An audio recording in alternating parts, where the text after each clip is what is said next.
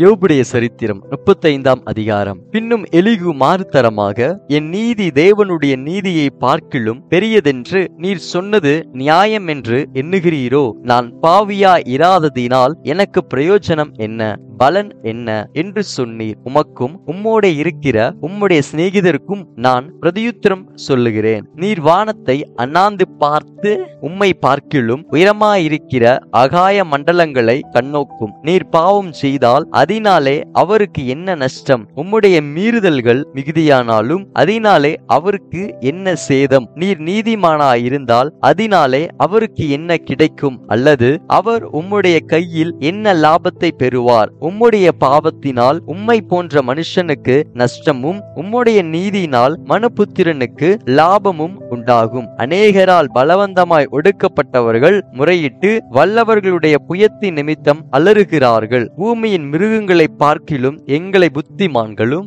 ஆகாசத்து பறவைகளை பார்க்கிலும் எங்களை ஞானவான்களுமாக்கி என்னை உண்டாக்கினவரும் இரவிலும் கீதம் பாட அருள் செய்கிறவருமாகிய என் சிருஷ்டிகர்த்தாவாகிய தேவன் எங்கே என்று கேட்பவன் ஒருவனும் இல்லை. அங்கே அவர்கள் பொல்லாதவர்களின் பெருமையின் நிமித்தம் கூப்பிடுகிறார்கள், அவரோ மறு உத்தரவு கொடுக்கிறதில்லை. தேவன் வீண் வார்த்தைக்கு செவிகொடார், சர்வ வல்லவர் அதை கவனியார். அவருடைய தரிசனம் உமக்கு கிடைக்கிறதில்லை என்று நீர் சொல்லுகிறீரே. ஆனாலும் நியாய தீர்ப்பு அவரிடத்தில் இருக்கிறது.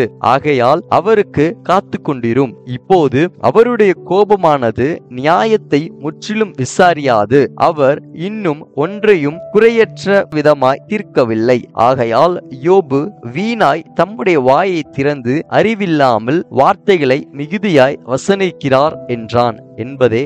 ஆமேன்.